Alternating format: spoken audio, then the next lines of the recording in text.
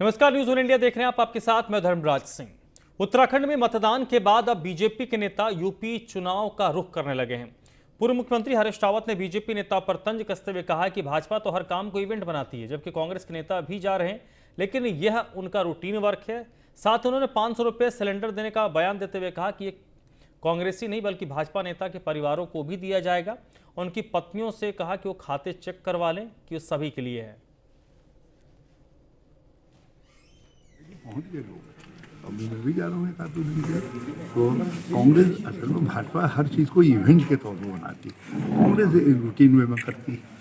एक बात कही है, ये गरीबों के लिए है कि सबके लिए है, और भाजपा कह रही है इस बात को कांग्रेस क्लियर नहीं कर रही है। हम भाजपा के नेताओं की लिस्ट, हमारी लिस्ट में जिनको ये सब्सिडी दी जाएगी, भाजपा नेताओं की पत्नियां भी सम्मिलित हैं। वो उनका खाता चेक कर लें, सत्ता में आने के बाद हम उनके खाते में। उत्तराखंड में वोटिंग के बाद चुनावी सरगर्मियां कम होने का नाम नहीं ले रही है। काशीपुर सीट से बीजेपी के विधायक हरभजन सिंह चीमा ने पार्टी के कुछ सिपाहियों को गद्दार कहा है और कहा कि जिसके बाद राजनीतिक पार्टियां से भारतीय जनता पार्टी की हार बताकर उनकी बौखलाहट करार दे रही है। को अपनी हार का एहसास हो चुका है, इसीलिए ये प्रेस कॉन्फ्रेंस जो उन्होंने रखी है और अपनी पार्टी भारतीय जनता पार्टी के लिए उन्होंने कहा कि गद्दारों ने पार्टी को नुकसान पहुंचाया है। तो अब पता नहीं वो गद्दार थे या विधायक चीमा जी के 20 साल के विनाश से पीड़ित थे, ये तो समय बताएगा। लेकिन फिलहाल विधायक जी का ये बयान ये दर्शाता है कि उन्होंने अपनी हार स्वीकार कर ली है। के अंदर बहुत अंदर बेचैनी है, झगड़ा है, सर फुटोवल है। वो ये दर्शा रहा है कि भाजपा हार गई। भाजपा के अंदर बहुत अंदर बेचैनी है, झगड़ा है, सर फुटोवल है।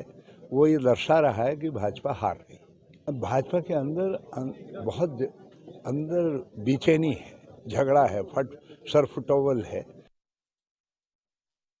बेचैनी है, झगड़ा है, सर फुटोवल है कि उन्होंने पार्टी का ओपन होकर के विरोध किया है, तो उनको तो कुछ ना कुछ पार्टी को उनके प्रति सोचना ही पड़ेगा। जो गद्दार दिखाई दे रहे हैं, सामने पता लग रहा है कि उन्होंने पार्टी का ओपन होकर के विरोध किया है, तो उनको तो कुछ ना कुछ पार्टी को उनके प्रति सोच।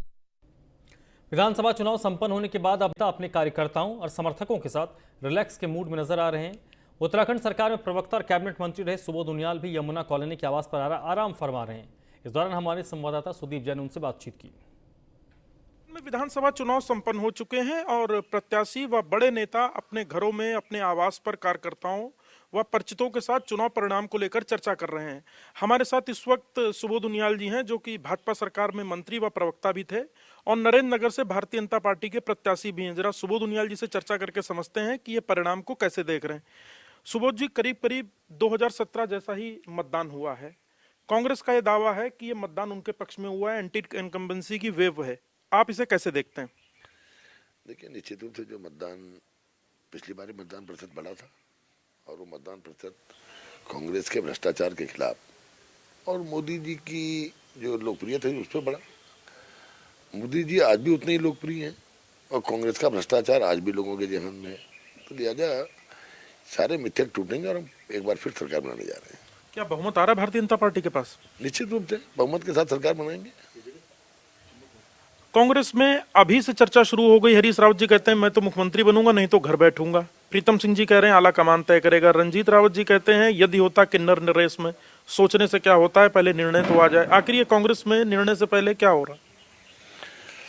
देखिए, सत्ता लोलुपता हरीश रावत जी के रग रग में है और जो मैंने कई बार कहा था कि जो बिल्ली का कैरेक्टर होता है कि घर में कोई रहे न रहे, मैं इस घर में कब्जा कर लूं, उस सोच के हरीश रावत जी निश्चित निसंदेह अगर कहीं दूर दूर तक उनको लगाई देगा कि मुझे मुख्यमंत्री नहीं बनना है। तो जैसे आपको याद होगा 2002 में जब तिवारी जी को मुख्यमंत्री बनाया गया तो हरीश रावत जी ने कुछ अनुसूचित जाति के विधायकों को होटल में बंद कर दिया था और उसके बाद लगातार वो संपर्क में थे और कांग्रेस को तोड़ने की बात कर रहे थे। तो रावत जी अति महत्वाकांक्षी और यह अति महत्वाकांक्षी उनको ले डूबी है और निश्चित रूप से रखिए, ना नौमन तेल होगा ना राधा नाचेगी। सुबोध जी, इस बार एक चर्चा ये भी है कि जो महिला मतदाता हैं उनका मत प्रतिशत अच्छा है, तो ये क्या लगता है मोदी फैक्टर चला है या स्थानीय प्रत्याशी को महत्व मिला है? देखिए, दोनों ही चीजें। शहरी क्षेत्रों में अगर आप देखेंगे, अगर महिला फैक्टर है तो निसंदेह ये महिला फैक्टर कहीं ना कहीं ये मोदी जी की लोकप्रियता से है। ग्रामीण क्षेत्रों में प्रत्याशियों का सीधे भी संपर्क मतदाताओं से होता है और महिला इस मामले में इमोशनल होती हैं और महिलाएं वोट देने जबरदस्त जाती हैं। तो ये शहरी क्षेत्रों में और मैं समझता हूँ पर्वतीय क्षेत्रों में दोनों में अंतर है। भारतीय जनता पार्टी सरकार बनाने जा रही है क्या बहुमत के साथ? मैंने आपसे कहा कि हम सारे मिथकों को तोड़ के एक बार फिर सरकार बनाने जा रहे हैं। तो ये सुबोध उनियाल जी थे जिनका कहना था कि जो राज्य में बीते 20 वर्षों का मिथक था उसको इस बार उत्तराखंड में भारतीय जनता पार्टी तोड़ेगी। सरकार व मुख्यमंत्री दोनों ही भाजपा के होंगे। कैमरामैन राजन बड़ोला के साथ सुदीप जैन, न्यूज़ 1 इंडिया, देहरादून। लालकुआं में पूर्व मुख्यमंत्री हरीश रावत ने मल्टीप्लेक्स मूवी जोन का शुभारंभ किया। हरीश रावत ने मल्टीप्लेक्स मूवी जोन में एक फिल्म भी देखी। इस दौरान उन्होंने आधुनिक सुविधाओं से लैस मल्टीप्लेक्स के मालिक योगेश मेहतौलिया को शुभकामनाएं दी और कहा कि मनोरंजन के लिए अच्छा प्रोजेक्ट है। इससे शॉर्ट मूवी को बढ़ावा मिलेगा जो कि समाज में एक अच्छा संदेश देती है, क्योंकि जीवन में मनोरंजन बेहद ज़रूरी है। के सब लोगों के सपोर्ट से एक लालकुआं में हमने एक नई सोच रखी कि यहाँ पर एंटरटेनमेंट के लिए अभी कुछ नहीं है, कोई ऐसी सुविधाएं नहीं है। धीरे धीरे आप देख रहे हैं कि ज़मीनें हमारी यहाँ पर बिकती जा रही हैं, प्लेग्राउंड नहीं है, कुछ नहीं है, तो एंटरटेनमेंट के लिए यहाँ पर कोई ऐसी चीज़ नहीं है। और दूसरा कि रोज़मर्रा वाली ज़िंदगी में लोगों को क्या इतनी थकान है, सब स्ट्रेस है, इसको दूर करने के लिए हमने एक एंटरटेनमेंट के लिए ये चीज़ें सोची, जिससे कि लोगों को अपना 2 घंटे या 3 घंटे जो भी समय है अपना एक्सपेंड करेंगे। फैमिली इधर उधर आउटिंग के लिए बहुत दूर यहाँ जाती थी, तो उस पर हमारा एक ये रहा कि इस एरिया में हम एक अपना मल्टीप्लेक्स ओपन करें, तो जिसका अच्छा रुझान मिल रहा है। बाकी आप लोगों का, सब लोगों का सही। बहुत अच्छा प्रोजेक्ट है और इससे कुछ लोकल फिल्में, शॉर्ट फिल्में भी बनेंगी, वो भी लगेंगी। इससे लोगों को एजुकेट करने में बड़ी मदद मिलेगी और ये एक अच्छा कॉमर्शियल वेंचर साबित होगा, इसका मुझे भरोसा है। और वैसे भी लालकुआं से लेकर के इस क्षेत्र में जो है पूरी ऐसी संभावना है, यहाँ के लोगों को एक अच्छा इंटरटेनमेंट। तो लालकुआं में मनोरंजन के लिए मूवी जोन का उद्घाटन पूर्व मुख्यमंत्री हरीश रावत ने किया। हरीश रावत ने इस दौरान फिल्म भी देखी और उन्होंने उम्मीद जताया कि छोटे जगहों पर इस तरीके के मल्टीप्लेक्स बनने से कई ऐसी जो शॉर्ट मूवीज़ भी होती हैं जिनको स्क्रीन नहीं मिल पाते, उनको मौका मिलेगा।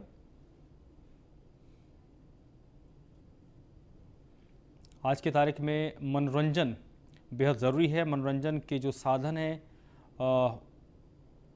उसमें व्यापक तौर पर बढ़ोतरी होनी चाहिए। उसको देखते हुए ये जो इनिशिएटिव है उसकी पूर्व मुख्यमंत्री ने सराहना की है।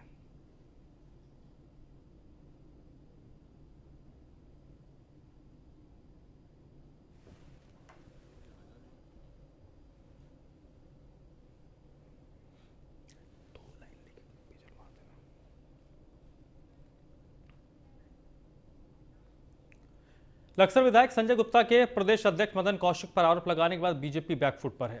पार्टी के नेता विधायक पर टिप्पणी करने से बचते नजर आ रहे हैं।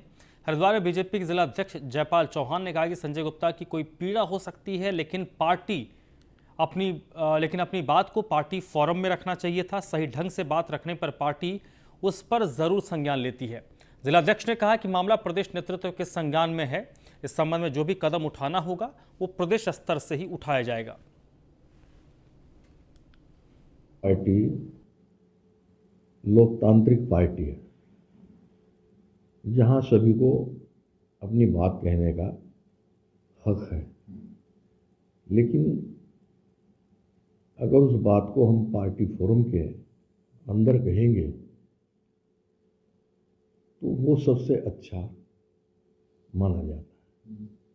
मेरी तो अपील है कि हम अपनी बात को जिले से लेकर प्रदेश और केंद्र तक रख सकते हैं, लेकिन रखने का अपना सलीका और तरीका है, और वह पार्टी फोरम के अंदर ही हमको बात रखनी चाहिए। देहरादून के विद्या विहार में दंपति मर्डर मामले में पटेल नगर पुलिस ने आरोपी को गिरफ्तार कर लिया है। पुलिस के मुताबिक डबल मर्डर अवैध संबंधों और पैसों के लेन देन को लेकर हुआ है।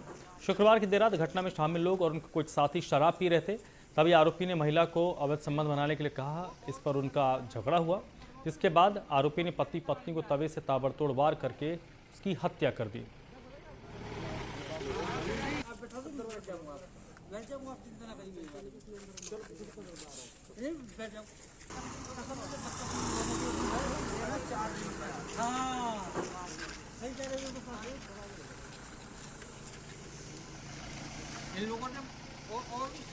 थाना पटेल नगर की घटना है जिसमें कि 2 व्यक्तियों का मर्डर कर दिया गया था। इसमें जो प्रथम दृष्टया अभी तक हमको क्लू मिले हैं, क्योंकि आरोपी को गिरफ्तार कर लिया गया है। जो प्रथम पूछताछ हमारे द्वारा की गई है उसमें जो अभी तक नज़र में आ रहा है तो अवैध संबंधों का केस नज़र में आ रहा है, लेकिन इन्वेस्टिगेशन अभी जारी है।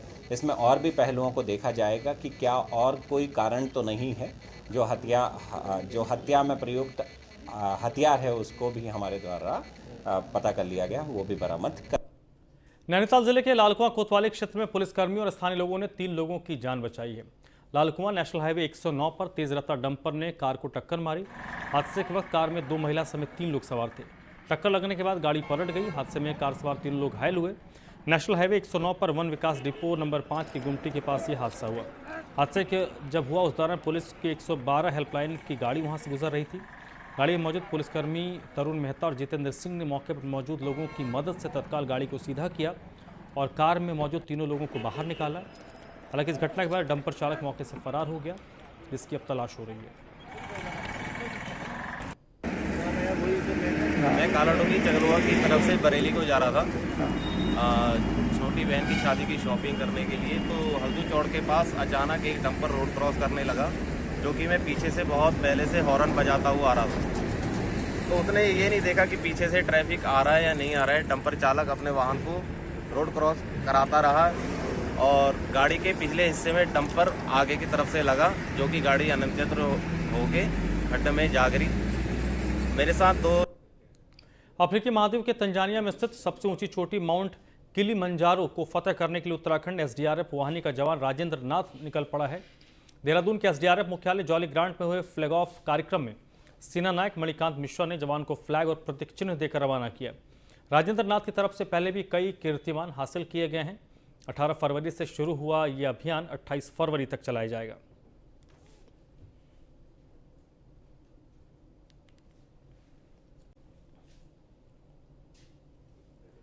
देहरादून में रोडवेज कर्मचारी सांकेतिक धरना प्रदर्शन कर रहे हैं। 3 महीने से वेतन नहीं मिलने पर कर्मचारियों ने नाराजगी व्यक्त की है। उनका कहना है कि अगर जल्द से वेतन जारी नहीं किया गया तो प्रदेश भर में चक्का जाम किया जाएगा, जिसकी जिम्मेदारी परिवहन निगम और सरकार की होगी। हरिद्वार रोडवेज वर्कशॉप में कर्मचारियों का प्रदर्शन इस वक्त चल रहा है।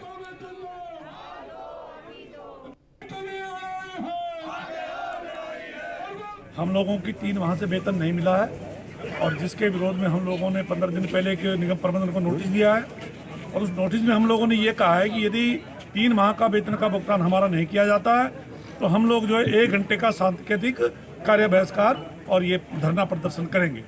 तो प्रथम चरण में हमारा ये है और इसके बाद भी यदि वेतन का भुगतान हमारा नहीं किया जाता है तो हम संपूर्ण प्रदेश के अंदर जो है पूर्ण कार्य बहिष्कार करने के लिए मजबूर होंगे, जिसकी जिम्मेदारी निगम प्रबंधन की है। बड़ा खेद का विषय है कि 15 दिन से हम लोगों को जो नोटिस दे रखा है उस संबंध में कोई वार्ता करने को भी तैयार है और अभी तक ये भी आश्वासन नहीं दिया जा रहा कि वेतन कब तक आखिर नहीं मिलेगा। और जब कर्मचारियों में भारी रोष व्याप्त है कि क्योंकि ये बताने को भी कोई तैयार नहीं कि यदि अभी 3 महीने से नहीं मिला तो आगे कब तक नहीं मिलेगा। पौड़ी में बीजेपी के जिला कार्यालय में तोड़फोड़ करने वाले कार्यकर्ता पर बीजेपी के वरिष्ठ नेताओं ने कार्रवाई करने की मांग की है। चुनाव में खर्च हुई धनराशि को लेकर बीजेपी कार्यालय में कार्यकर्ताओं और नेताओं के बीच विवाद और तीखी नोकझोंक हुई, जो देखते ही देखते हाथापाई और तोड़फोड़ में बदल गई थी।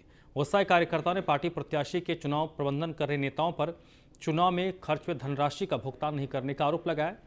देखते ही देखते कार्यकर्ताओं और नेताओं के बीच नोकझोंक शुरू हो गई। नोकझोंक में कार्यालय में कुछ कुर्सियां भी टूटी, हालांकि बाद में किसी तरीके से मामले को शांत किया गया। ये लड़का मेरे पास 14 तारीख को 8,000 के पेट्रोल के बिल लेके आया कि मैंने जिला कार्यवाहक जी की गाड़ी में भरा है। तो मैंने कहा मैं पूछता हूँ जिला कार्यपालक जी से। जब मैंने ब्रिजमोहन सिंह जी से पूछा, उन्होंने कहा मेरी कोई व्यवस्था नहीं थी, कोई गाड़ी नहीं थी, मेरी गाड़ी में कोई तेल नहीं था, कुछ नहीं था, इसलिए कुछ नहीं, फिर आप इसको भुगतान न करें। जब मैंने इसको पूछा तो ये चुप हो गया। फिर मैंने चंद्रशेखर जी से भी बात की, तो इसके बाद ये 17 तारीख को यहाँ पे आया कि 8 दिन का इस गाड़ी का, जबकि इस गाड़ी का मैं पहली तारीख से 13 तारीख तक का भुगतान कर चुका हूँ जो लीगल था। अब ये कहता है कि 25 तारीख से मेरे पास गाड़ी थी। मैंने कहा भाई अगर मैंने तो लगाई नहीं, न मैं था, अगर प्रत्याशी जी ने लगाई है तो वो भुगतान कर दें।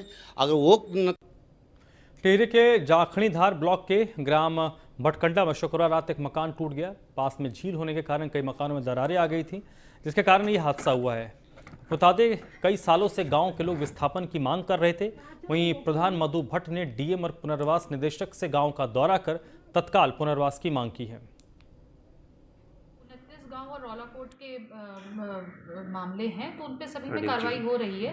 29 गांव में 74 लाख रुपए की धनराशि ज़मीन की और बाकी मकान वगैरह का अलग से दिए जाना है, तो उसकी भी कुछ गांव की धनराशि में प्राप्त हो गई है। आचार संहिता के उपरांत वो भी जारी कर देंगे।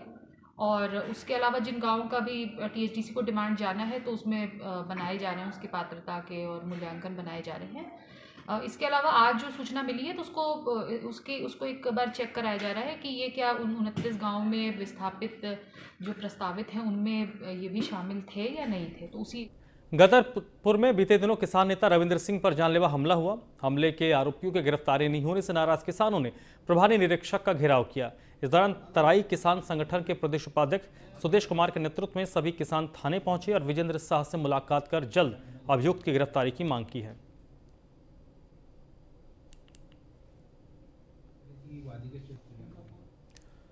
कालाडूंगी में कोटबाग के निजी विद्यालय की मनमानी का मामला सामने आया है। अभिभावकों ने स्कूल प्रबंधक के खिलाफ मनमानी फी लेने का आरोप लगाया है, जिससे अभिभावकों में भारी आक्रोश है।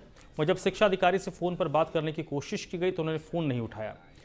मामले के बाद विद्यालय में शिक्षकों और शिक्षिकाओं का अभाव भी देखने को मिल रहा है। फीस बढ़ा दी गई है, इसको लेकर हम काफ़ी गुस्से में हैं, क्योंकि इनकी अपनी मनमर्जी चल रही है। जब सरकार द्वारा आदेश ये है कि सिर्फ ट्यूशन फीस ली जाएगी तो ये फीस वृद्धि कैसे कर सकते हैं। जैसे इन्होंने जनरेटर फीस वगैरह और ये फीसें बढ़ाई हैं, तो आप बताइए सर्दियों के महीने में कौन से जनरेटर चल रहे हैं इनके स्कूल में। इनको तुरंत इस फीस वृद्धि को कैंसिल करना चाहिए और इनको अपनी ये जो इतना फीस बढ़ा के और किसी पेरेंट से ली है तो इनको वापस करना चाहिए। हम तो यही चाहते हैं। ठीक है, ट्यूशन फीस है, हम अब शुरू से देते आए हैं, हम अभी भी देंगे। किसी भी प्रकार की मनमानी नहीं की है और जो एग्ज़ाम अक्टूबर मंथ में लिया गया था उसमें फ़ीस नहीं लिया है। अभी जो मार्च में जो एग्ज़ाम आएगा उसी का फ़ीस लिया है, बस उसके अलावा कोई फ़ीस नहीं लिया है। किसी बच्चे को ना प्रताड़ित किया है, ना किसी बच्चों को एग्ज़ाम में ना बैठने देने की कोई बात हुई है, ना किसी को बैठने पौड़ी में ग्रामीण स्वरोजगार प्रशिक्षण संस्थान की ओर से महिलाओं को आत्मनिर्भर बनाने के लिए प्रशिक्षण दिया गया। आपको बता दें कि स्वयं सहायता समूह से जुड़ी महिलाओं को आत्मनिर्भर बनाने के लिए 13 दिवसीय प्रशिक्षण का आयोजन किया गया था, जिसमें महिलाओं को जूट से बनने वाले हैंडबैग, कैरी बैग आदि बनाने की जानकारी दी गई, जिससे आत्मनिर्भर बनने के साथ साथ उनकी आय में भी वृद्धि हो।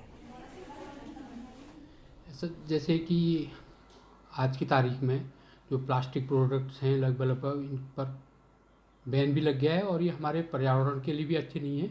इसलिए जो जूट बैग है इसका अगर प्रयोग करते हैं तो बहुत अच्छा है। अभी जहाँ हमने ट्रेनिंग दी थी वहाँ पर DRDA द्वारा उनके लिए मशीनें भी जूट बैग के प्रशिक्षण के लिए एकत्रित हुए थे और जिसमें अगर हमें जूट बैग बनाना आएगा तो हम अपना व्यवसाय खोल सकते हैं और उसमें लोगों को भी रोज़गार दे सकते हैं, जिससे हम और इससे जागरूकता फैला सकते हैं कि जिस तरह हम अपना रोज़गार कर रहे हैं आप भी वैसे ही करो।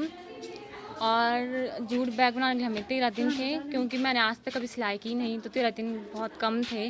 थोड़ा कठिनाइयाँ हुई और थोड़ा अच्छा भी लगा क्योंकि हमें नया सीखने के लिए कुछ मिला। जूट बैग की ट्रेनिंग ली, मात्र 13 दिन का था ये, पर हमने सीखा जो हमें नहीं आता था वो भी सीखा हमने। कटिंग वगैरह, सिलना, फूल वगैरह बनाना, कस्टर वगैरह बनाना सीखा हमने, ये सब सीखा। इससे हमको रोज़गार मिलेगा।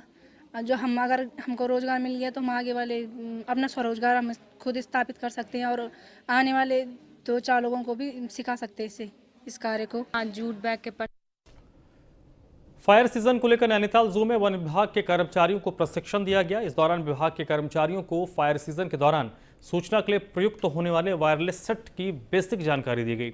डीएफओ टीआर बजूलाल ने बताया, कर्मचारियों को फायर सीजन के दौरान जंगलों को आग से बचाने के लिए फायर लाइन काटने, ड्रोन समेत इंटरनेट के इस्तेमाल की जानकारी दी गई। उन्होंने बताया कि ग्रामीण क्षेत्र में महिला समूह और युवक मंगल दलों से जंगलों से पिरूल इकट्ठा कर 3 रुपये किलो के हिसाब से खरीदने का प्लान बनाया।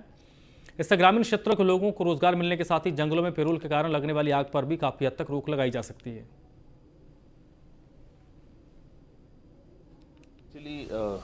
फरवरी 15 से लेके जून 15 तक फायर सीजन है हमारा। 100 से ज़्यादा फील्ड स्टाफ आ चुका है, सारी समस्त फॉरेस्ट गार्ड और फ्रंटलाइन स्टाफ है और फॉरेस्ट गार्ड सभी प्रेजेंट है और फॉरेस्टर्स और रेंज ऑफिसर्स भी प्रेजेंट है। तो वायरलेस कम्युनिकेशन से लेके फील्ड में कैसा आग क्विक रिस्पॉन्स से बुझा सकता है, तो उसी के लिए हम कालाडूंगी विधानसभा के चकलुआ सूरपुर गांव में बन रही एथेनॉल केमिकल फैक्ट्री के लिए ग्रामीणों का विरोध प्रदर्शन जारी है। ग्रामीणों ने तहसील पहुंचकर वरिष्ठ प्रशासनिक अधिकारी गोवर्धन कापली के जरिए उपजिलाधिकारी रेखा कोहली को ज्ञापन सौंपा और कहा कि निर्माणाधीन केमिकल फैक्ट्री ग्राम प्रधान और ग्राम पंचायत द्वारा अधिकृत नहीं होने के कारण ये प्रदर्शन हो रहा है। ये हमारे ग्राम पंचायत रामपुर के सूरपुर गांव में एक केमिकल फैक्ट्री खुल रही है, जिसमें ना इसका कोई परमिशन है ना इसका कुछ था। इसने ये काम लगभग 1 दिसंबर से लगभग में शुरू किया है, जिसकी परमिशन इनको 18 जनवरी को मिली हुई है। ये है कि पिछले कई समय से क्षेत्र में एक केमिकल फैक्ट्री का विरोध हो रहा है पूरे क्षेत्र की जनता द्वारा। तो इसमें पहले भी एसडीएम साहब ने मौका मुआयना करने के साथ ही उनमें निर्देश दिए थे कि भैया इसमें जब तक वो नहीं कहेंगे उसमें काम नहीं चालू होगा।